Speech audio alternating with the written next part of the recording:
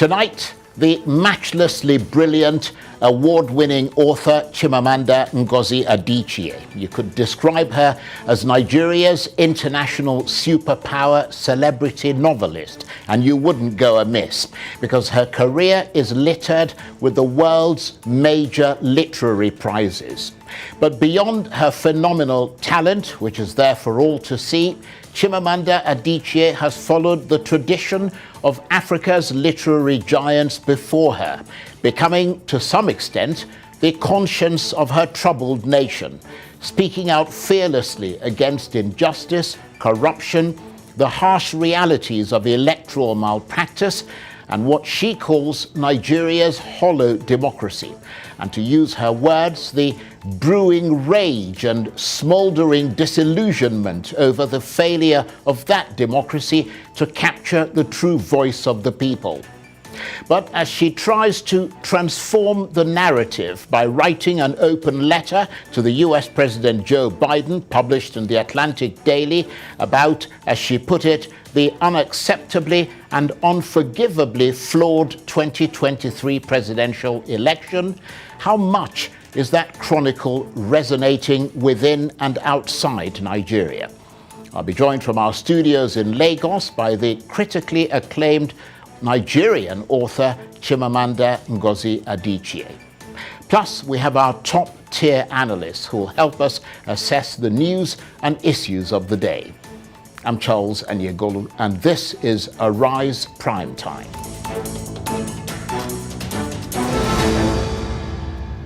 Welcome back to Arise Prime Time. I'm Charles Anyegolu. Now, my top guest today is the rousingly talented, award-winning writer Chimmammanda Ngozi Adichie, who has etched her name in history as an international best-selling author, ranking with the best of them across Africa and the world. Her books, including Purple Hibiscus, Half of a Yellow Sun, and Americana, have become masterpieces and have been read by millions. Much of her writing speaks powerfully about life in Nigeria, about the complex historical and cultural experience of growing up here, about love, hope, ethnic strife and national identity, and about a world beset by conflict. And now, in the wake of Nigeria's disputed 2023 presidential election, she's delivered what some have called a landmark article titled Nigeria's Hollow Democracy. It's an open letter to the US President Joe Biden, published by the Atlantic Daily, and in it she raises questions about Bola Tinubu's election victory and wonders why America is congratulating the winner of what she refers to as Nigeria's disastrous ballot. So, as you might have guessed, in the wake of that powerful scratch, she's been vilified by some and praised by others as a herald of truth.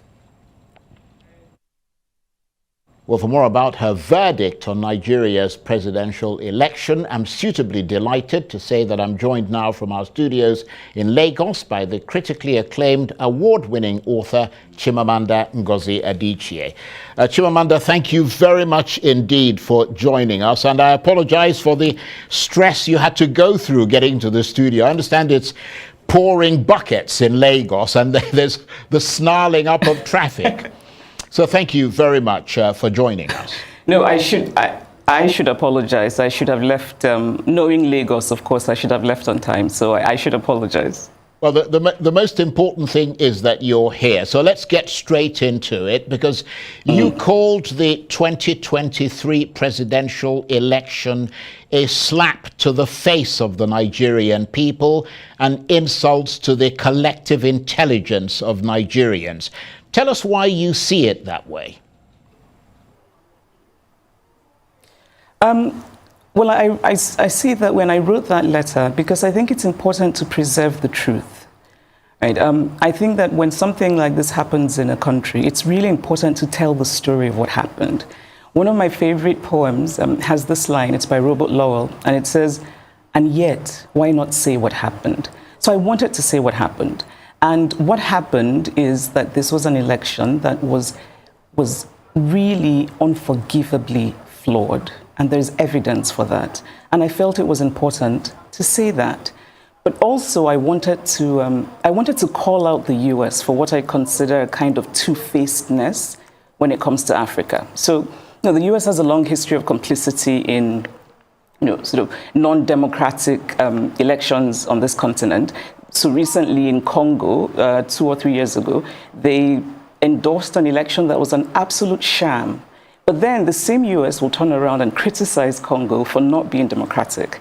And so my point was to say, be what you say you are, right? You cannot criticize African countries for being undemocratic while at the same time endorsing something that is quite self-evidently undemocratic.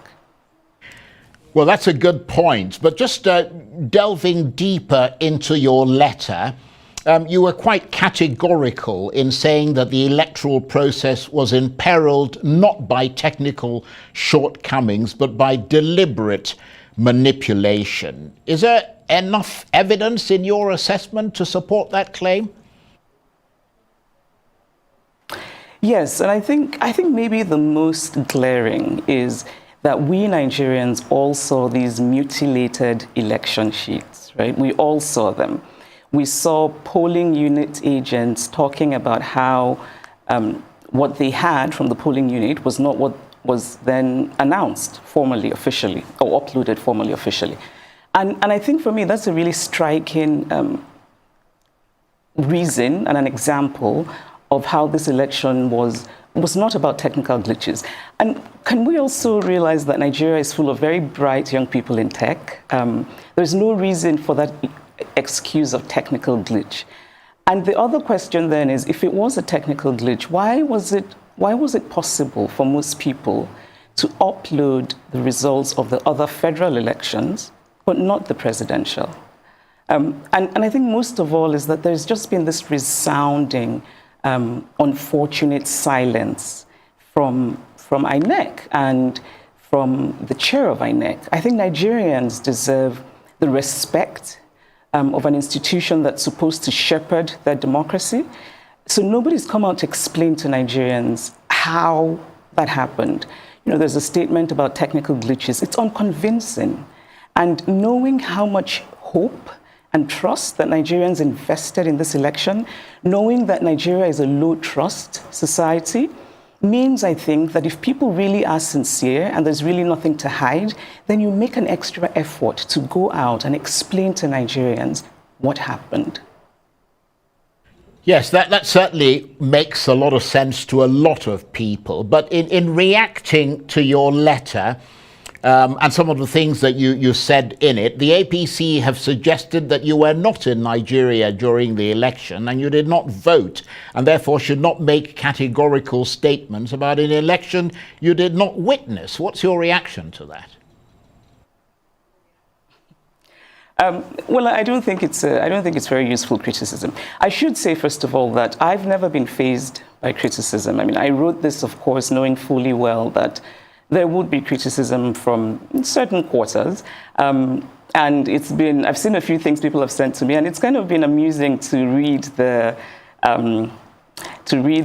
juvenile fulminations of non-juvenile people.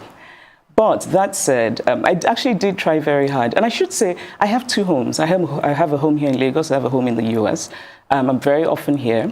I tried very hard to get my PVC, and the reason I tried very hard is because I had been assured that technology would save us, right? That it had worked in Osun, worked in Ekiti, and I think in Anambra, that it would save us. And so I really tried. And we should also talk about how difficult it was to collect PVCs and how that in itself is a form of voter disenfranchisement. And so I had done the first part, but then I couldn't collect my PVC. And so, yes, did not vote. But my not voting does not mean that I cannot comment on an election. I'm a Nigerian citizen. Every Nigerian citizen has a right to have an opinion about this election. And so when people say that BVAS worked, but IREV didn't work, which is sort of a way of countering the accusation that the technology was manipulated, really the response is both have to work for the election to be credible. Right, so BVAS was about making sure that we didn't have ghost voters, that people who were actually there voted. But that it defeats the purpose if you then do not upload the results, because those results that you have sort of you've made sure that real people voted, but then those real results, we can't see them in real time. We cannot see them as Professor Yakubu Mahmood said. He said, and I'm going to quote because I've read this so many times, that the public would be able to view the polling unit results as soon as elections are finalized on election day. Right? So I think that's a really important thing to talk about and to address with the Nigerian people. The Electoral Act says that Inec, gave Inec the legal backing to have electronic transmission of results, and did say in a format that Inec would decide. Right? And we know that format because the chair of Inec told us what the format would be when he said that these results would be uploaded at the end of voting from the polling units. And that was not done. And it seems to me strange to sort of deflect from that important issue and talk about how someone, is not in Nigeria and how... those are not the points. The point is what happened? What happened? Well, absolutely. And I suppose that is also the crux, to some extent, of the legal challenges that are ongoing at the moment in court. But in the sort of rather caustic response to that letter that you wrote to Mr. Biden, you mentioned Mahmood Yakubu there. The Tinubu team have suggested that you may face a lawsuit over an allegation contained in your letter that Mr. Tinubu may have compromised the chairman of Inec, Mahmood Yakubu, although you also point out that there is no evidence of the astronomical US dollar amount he is rumored to have received from the president-elect. Are you worried about the possibility of a lawsuit? No, and I'm not worried at all. Again, I think that these are things that try to deflect from what is really important and what is at stake. It would be very useful if people could point out what is untrue in the letter. Right, so I think it's important, we talk about, we all know these stories of people who complained about, how we voted at the polling unit is not what we're seeing reflected in the results.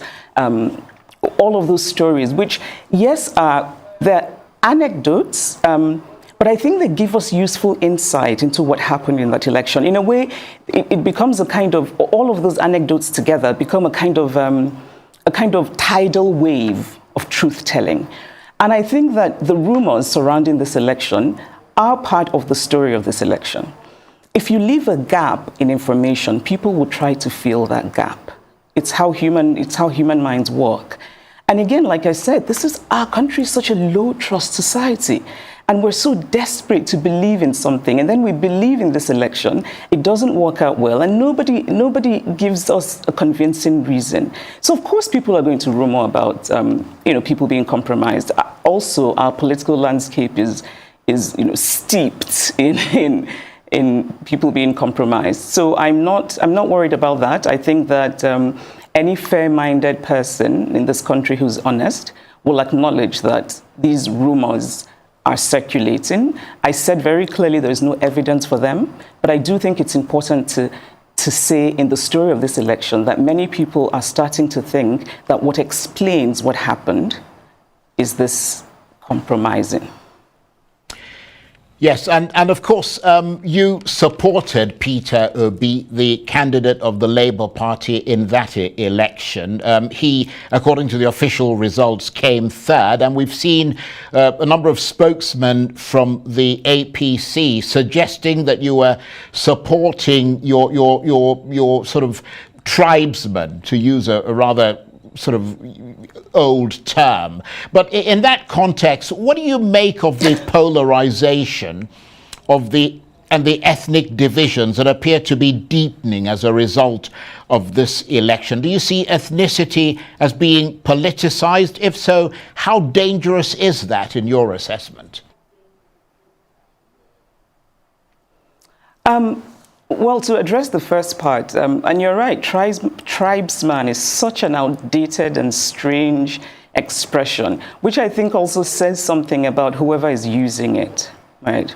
I think that kind of accusation is is a practice of what psychologists call projecting. So you're doing something, but then you accuse someone else of doing it, even though they're not. I did not support Peter Obi because he's Igbo, as I am. I'm a person who does not take positions lightly. And so while I very much admire Peter Obi, respect him, there are many other Igbo men who I admire and respect, and I would never vote for them for president because I just don't think they would make good presidents. And so my support for Peter Obi is actually rooted in real things. It's rooted in my faith in his ability. And actually, I got to know him, I got to know Peter Obi years ago when he came to pay homage to my parents, because he had heard that my father was the first professor of statistics in Nigeria and that my mother had retired as the first female registrar of the University of Nigeria. And so this man just sort of arrived and said he wanted to pay homage. And I was very impressed by that because it showed me how much he values education. And then he becomes governor of Anambra State, and he takes Anambra State to #1 in education. And I remember being very impressed by the story of how he had given his personal phone number to all of the senior prefects in secondary schools in Anambra, which I think also showed me that he's interested in what ordinary people think, right? You don't just want to hear from the administrators, you want to hear from the students about what's really happening. And his focus on insecurity, he really tackled kidnapping in Anambra. And I also remember that he really sort of clashed with the Anambra elite when he was tackling insecurity and kidnapping. And that showed me that he's quite decisive. He even has a bit of a stubborn streak. He's very focused on things.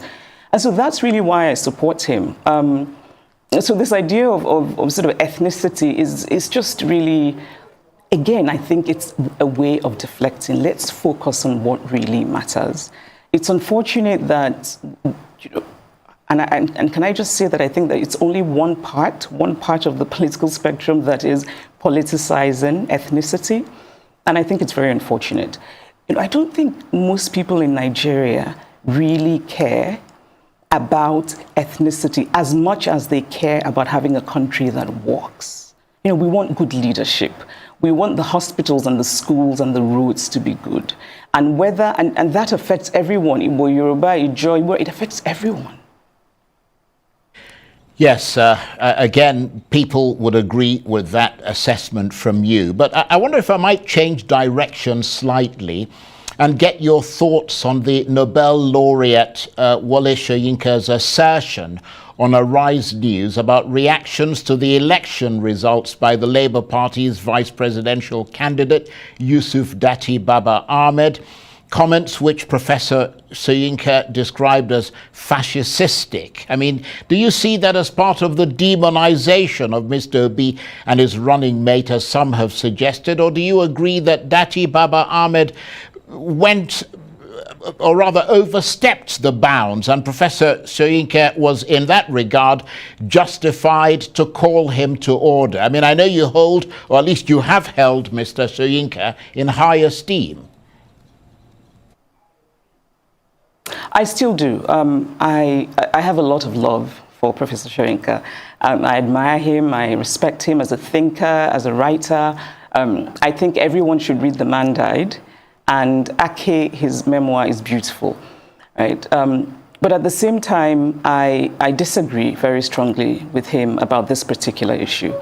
And actually, because I respect Professor Soyinka so much, I went back and watched the interview. I had watched it when it aired initially, but I went back and watched it because I thought, am I missing something? And I think fascist is a really strong word. Fascist actually often makes me think of Mussolini's Italy.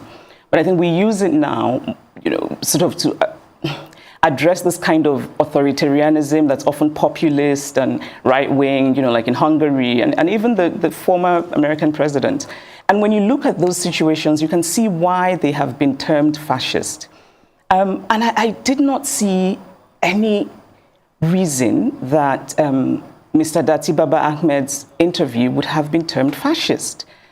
I think he was making a very strongly felt point about the elections. What he was saying, which again I thought seemed fairly reasonable, is that if our democracy is rooted in our constitution, and you then swear in a person who's been elected unconstitutionally, then you are in fact ending democracy. I think it's quite a reasonable position. Of course, we can argue about what that bit in the Constitution means, right?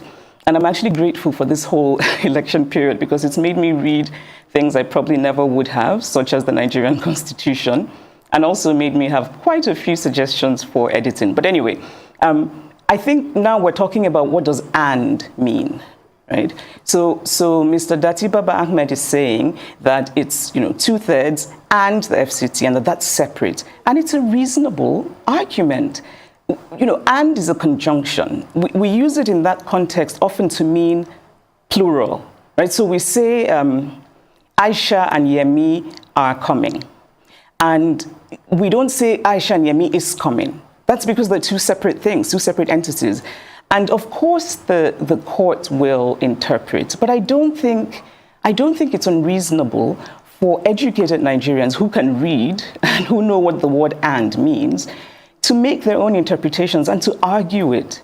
And of course, the fact that the Labour Party is in court means that they do not believe that this election is constitutional. And so I just didn't quite see why it would be termed fascist. I mean, I think a charitable way of reading Professor Shoyinka's comment is that Professor Shoyinka himself, I think it's fair to say that he is not given to restraint in language in general. And so maybe that's where that word fascist came from. However, I have suggestions for what we could use fascist for. We could use fascist for Inec. Because as it is right now, many Nigerians feel deeply cheated by Inec, deeply disenfranchised by Inec. And there's an authoritarianism, which obviously is the basis of fascism, at the center of manipulating an election. Because what you're doing is you're gagging people, you're forcibly taking away their voice. That is fascist. Fascist is all of the violence that happened during the elections. Fascist is the way that some people remain silent about that violence. Fascist is a government that hasn't come out to address the very tangible and palpable discontent in this country. I think that, and when I say that we can use fascist for Inec, what I mean is the fact that, so many of us, including myself, are convinced that this was not in any way technological glitch. I think that Professor Yakubu had an opportunity for heroism, and I think he wasted it spectacularly. Because he could very easily have become the hero of not just Nigerians, but Africa, because so many Africans are watching. They were so inspired by what happened before this election and the obedient movement. And so, I also think that the president, President Buhari, missed an opportunity for heroism, maybe his last chance at heroism, because Nigerians do not feel that I think Nigerians felt before the elections that he meant well and meant to support credible elections. I don't think many Nigerians think that now. Right. And I wish that he had taken a page from the former president. Very briefly, because we're out of time. Who was a really good man, a moral man. Right. Just literally 10 seconds. The opposition parties are challenging the election in court. Do you think they'll get a fair hearing? I hope they will. I think there's reason to doubt that because the Supreme Court has had rulings that just did not make a lot of sense to most people. And so there's reason to worry, but I'm hopeful. I'm generally hopeful. So I'm optimistic that they will do the right thing and that people will get justice. I'm really sorry I had to interrupt you to end the program, but unfortunately we're out of time. I could talk to you forever, but thank you very much indeed for taking the time to come and share these your thoughts about the elections with us. Chimmammanda Ngozi Adichie is a critically acclaimed award-winning author, and she was talking to me from our studios in Lagos. That's it for this edition of Arise Prime Time. Join us again tomorrow. From me and the entire team here in Abuja, bye-bye and thank you for watching.